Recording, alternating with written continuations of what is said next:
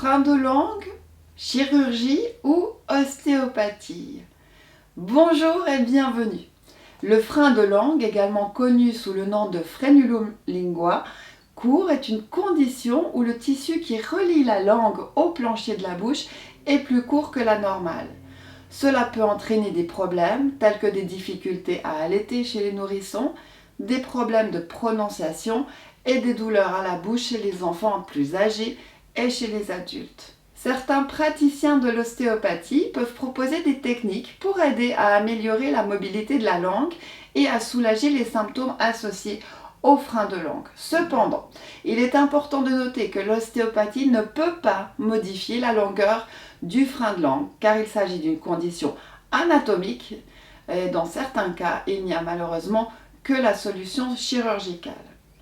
Je vous explique tout ça dans un instant. Mais avant, si vous désirez découvrir les prochaines vidéos sur la pédiatrie, je vous conseille de vous abonner à la chaîne pour ne pas les rater. Dans ce cas, n'oubliez pas de cliquer sur la petite cloche. De plus, si vous avez une question sur cette vidéo, que vous voulez partager vos expériences, je vous invite à le faire dans les commentaires.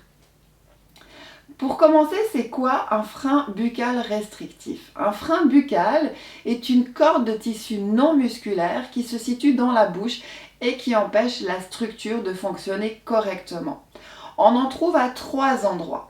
On trouve les freins de langue entre le plancher buccal et la partie inférieure de la langue, le frein de lèvres entre la lèvre supérieure et la gencive. On le retrouve des fois, on voit que les enfants ils ont un petit peu les dents écartées, vous retrouvez souvent le frein de langue qui va jusqu'entre les dents, quoi. Et pour la troisième, on a le frein de joue qui va se retrouver entre la joue et la gencive. Il peut y en avoir plusieurs. Si un frein de langue pose un problème, on trouve certains symptômes autant chez la mère que chez l'enfant. Les symptômes qu'on va trouver chez la mère, c'est un allaitement douloureux, des crevasses, des saignements, une mauvaise prise du sein, un engorgement, une mastite, sensation d'être tout le temps en train de donner le sein, etc. Chez le bébé, on va trouver les symptômes suivants, une mauvaise prise de sein, il ne va pas ouvrir assez la bouche, il y a un mauvais placement de la lèvre, souvent qui est pincé, il va mâcher le sein plutôt que de le mordre, au lieu de téter. On a un mouvement excessif de la mâchoire, on pourra aussi observer un creusement des joues excessif lors de la succion. La tétée est souvent trop lente, environ à 30 minutes. Il va s'endormir au biberon ou au sein.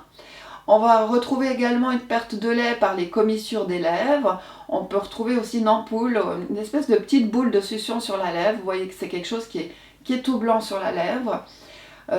Il y aura souvent la bouche ouverte. On va retrouver des reflux, des coliques, la langue blanche qu'on appelle la langue de lait. On aura des bruits de claquement pendant la succion. Il ne va pas garder la tétine en bouche, donc c'est des enfants qui ne veulent pas prendre de tétine. Pas tous, mais ça peut être un des symptômes. On a la pointe de la langue qui peut avoir une espèce de forme de cœur. On peut également retrouver des conjonctivites. Ça, c'est souvent quand on a des freins de joue. Alors, certains freins de langue peuvent avoir des conséquences sur quoi? Vous allez retrouver des conséquences sur le langage, sur l'allaitement, sur la dentition et sur le palais. On peut avoir des troubles ORL, des troubles de la déglutition, des troubles digestifs, etc. Alors, qu'est-ce qu'on fait? Chirurgie ou pas?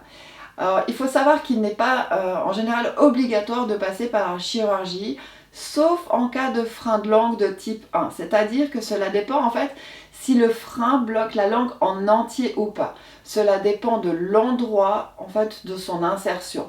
Quand vous voyez un bébé où le frein de langue vient jusqu'au bout de la langue, là vous ne discutez même pas, il faut opérer, il y aura pas de choix, enfin il faut le couper. Dans les autres cas, un simple traitement chez un ostéopathe compétent devrait suffire si ce dernier est consulté rapidement. Il vous donnera également certains conseils pour aider votre bébé à utiliser sa langue correctement malgré son frein de langue. En effet, l'ostéopathie peut aider à améliorer la mobilité de la langue en utilisant des techniques douces de manipulation manuelle pour soulager les tensions et les restrictions dans les tissus mous de la bouche, de la tête et du cou. Ces techniques peuvent aider à libérer les adhérences et à améliorer la circulation sanguine, ce qui peut améliorer la mobilité de la langue et soulager les douleurs associées au frein de langue. il est juste important de noter que l'ostéopathie ne doit pas être utilisée comme une méthode exclusive pour traiter un frein de langue.